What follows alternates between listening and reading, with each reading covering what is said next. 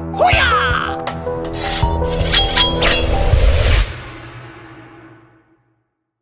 Okay, guys, we are back with another CodeFights interview practice question. This one is one that I just opened up. It looked interesting to me because we haven't done anything with trees yet before. I am going to actually do this in JavaScript, so if you prefer other languages, feel free to check those out as well. So let's just start by reading the problem. Given a binary tree T and an integer s, determine whether there is a root to leaf path in the tree such that the sum of the vertexes equal s. So immediately I think there's got to be a recursive solution to this. The only issue that I potentially could see is the trees could be pretty large and we could end up having some issues with the time because CodeFights usually does have a time limit. So let's just take a look what they have. You know, pretty simple. Here's a very simple tree that's been defined, and the answer is yes there. Okay, so this seems pretty cool because we would go 4, we'd go 1, we'd go -2, so 5, and then we go 3, and that's 6. So basically what I'm thinking is how we work is we start with the top one, and we push every one of these onto kind of like a stack where we're flowing through. So we go 4, and then we walk down the 1 array, and then we walk down the 2 way, and then we walk down the 3 way. We're at the end. There's nothing there, so let's pop up. We're going to go to the 3, then the 1, so 4, 3, 1. So that would be incorrect because that's 8, because you have to actually hit it at the end. And then we go 4, and then we go 3, and then we go 2, and then -2. So that'd be 7, 8, 9, and then -2, and then we're at the end of it, and that would be 7, so that's true. And then we can quit at that point once we find it. So yeah, I think it's a matter of we're just going to push on all the nodes of the next layer at a time and just keep walking it over and over again. That's what I'm thinking right now. So here's another one. Yep, so we got 4,000 milliseconds. Everything's an integer. The tree size can be 5 times 10 to the 4th. So we're looking node values of -1,000 all the way up to 1,000. So I mean the tree size actually isn't going to be that big, to be honest with you. I don't know if we're going to have enough time with my solution though, but ultimately my solution should be not a lot of additional space needed. So that's kind of a cool thing. So let me just sit here and think for a second. I think the first thing that I need to do is I just need to have a function outside of this one where I pass in a subtree. And that subtree basically takes the current running total. You know, I could even do it with a subtractive method too, where I pass in the amount I want, and then we're constantly subtracting from that. So I don't know. I'm gonna probably have to play around with both of those options here. So let's just start by writing some code. And I'm gonna actually start by writing some comments here. So the first thing I think is I'm gonna have a function that takes a subtree, and ultimately this is gonna keep calling itself over and over and over again, and it is gonna be a recursive solution. It's going to call that same function for each leaf. Then we are going to continue passing the current sum into that function as well. If we ever hit an endpoint, we will compare with the value s, which is the desired sum. Okay, this actually should be fairly easy now that I'm thinking about it more. So function process, and we're going to take tree, and we're going to take s. So actually, let's do this. Current sum. Let's just make it c. Keep it easy. So now what we're going to want to do is we're going to take, first off, we'll pass in the whole thing. So we'll just do return process t comma 0 comma s.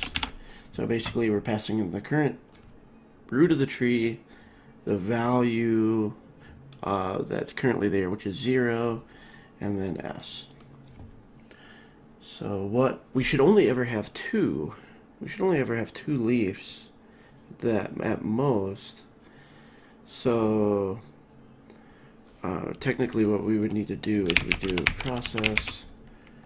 Actually, let's do this. If t dot left does not equal to null, we will do process t dot left, comma, and then all we really want here is t dot value, and then s. Actually, so this would be plus c. Yeah.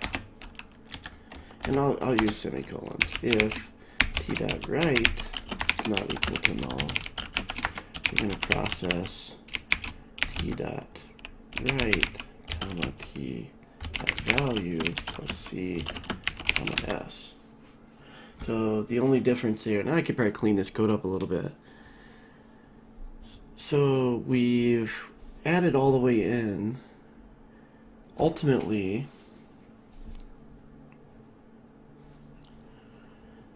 I need to return something back up.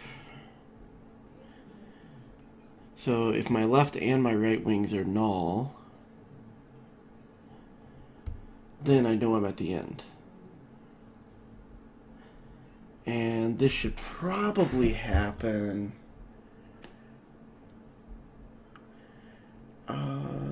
because what makes that a little bit trickier for me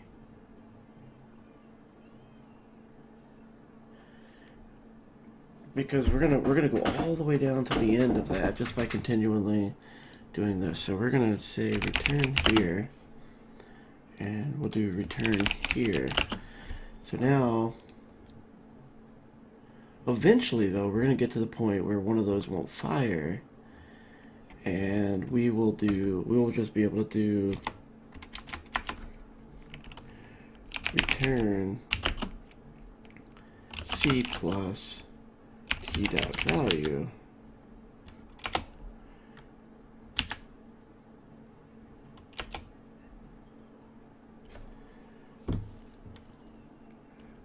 is equal.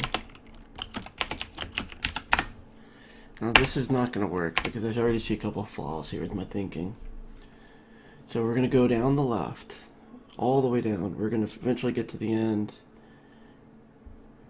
Then we're going to go down the right.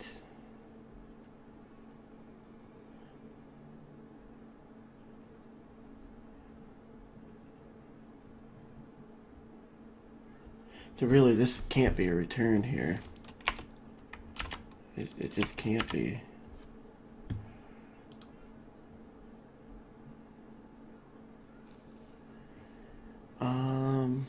Because, okay, so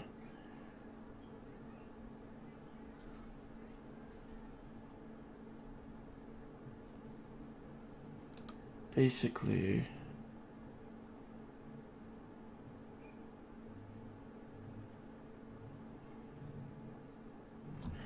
I'm a little interested here. I just need to see. So follow line 19.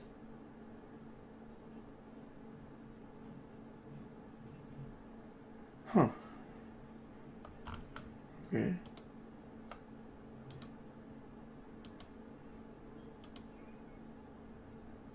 Test 3. So test 3 must just be a null pointer, yep.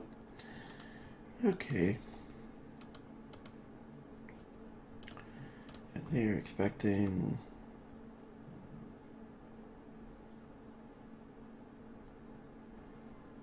Well, that's kind of dumb, actually.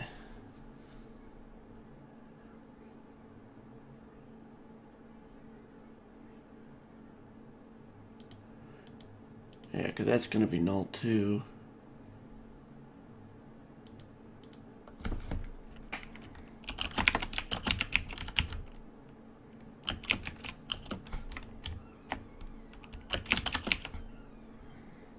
Just wrap this around. We'll do something like that. And then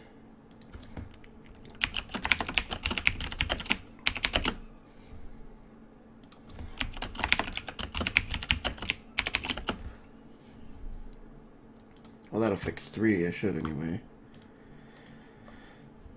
Okay. So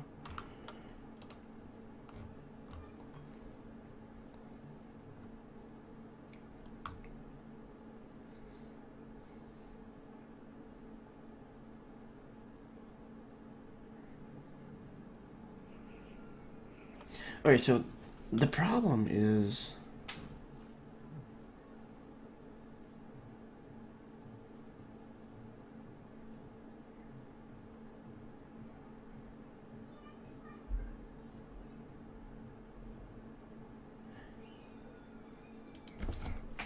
this is what I'm thinking.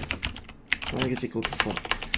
So I think what I'm gonna do, because you can go down both, right? So we're gonna do flag or equal to process, flag or equal to process, and then eventually we will say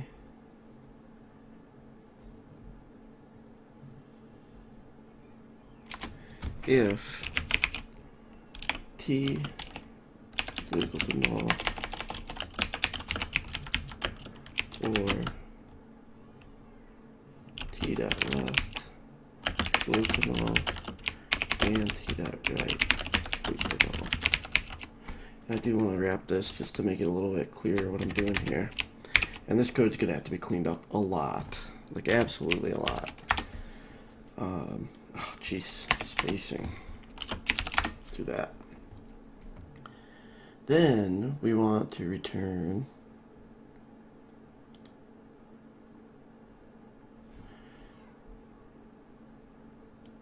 this.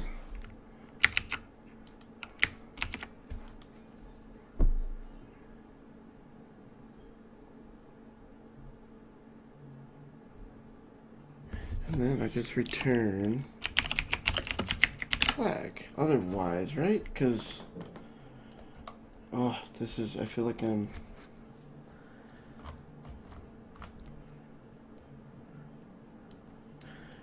missing something still. So what I want to do is keep track of the current level, and then as we go down, each one of those is going to be able to say true or false, true or false, true or false, all the way back up. And if at any point it's true, that'll propagate all the way back up. And if the left side's true or the right side's true, and for some reason, if we get down to the end and we have a null left and right, that's when we need to check to see if there's a true or false. So that's when we return the actual value. So this would only happen at the end. So this would only happen when we reach the end. This happens in the above layers. Yeah, so this seems legit to me.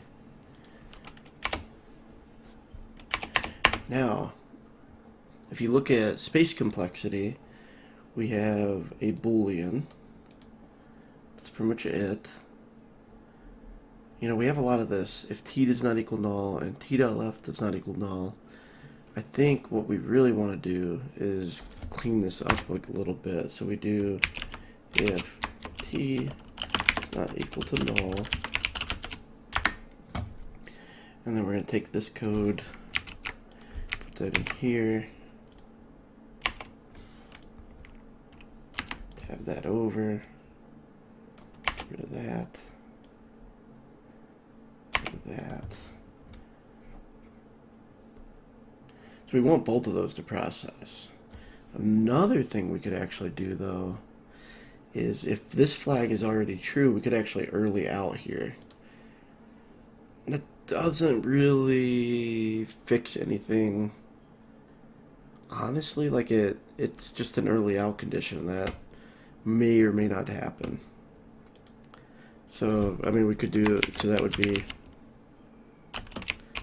so we do like if the flag is false and we have a right node that is the end, or that exists, then we would actually process it. And kind of like iffy on whether that matters or not, to be honest with you.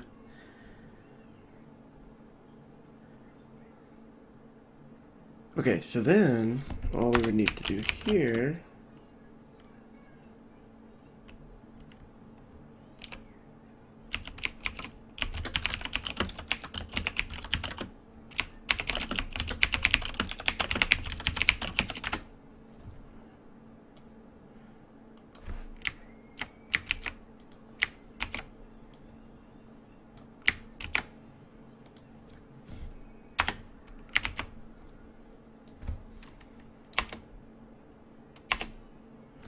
Okay, a little bit of cleanup. Let's just make sure I didn't break anything. Left of null, line 26.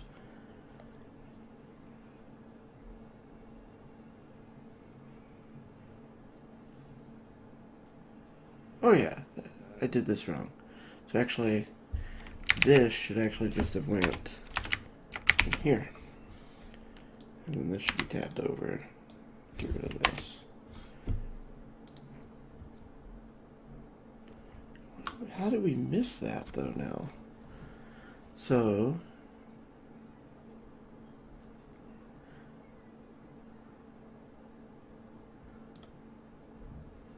oh, I hate it. Okay.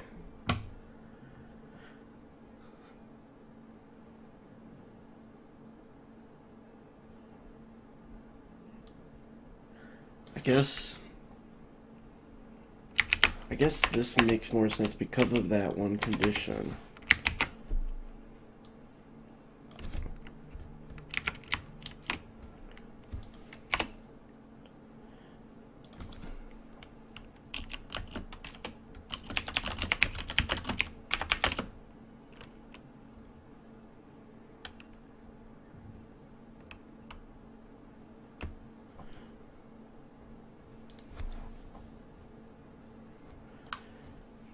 That's probably the best deal that we could do there.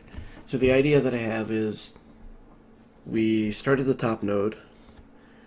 I call the same function with the left and the right, and those call the same all the way down to the bottom. And eventually it works its way back up, and if anywhere along the way, when it got to the bottom, there is a true in that the sum all the way down is equal to the sum that is desired, I just return true. And then that gets pushed all the way back up. And it really is happening on the stack because of recursion. So I mean, I think that one's pretty easy, but let's see if we're going to get tricked up by some of the hidden tests. We'll find out here in a second. Yes, we did it. That's fantastic. Alright guys, I hope that gives you guys a good idea about how I tackle some of the CodeFight stuff.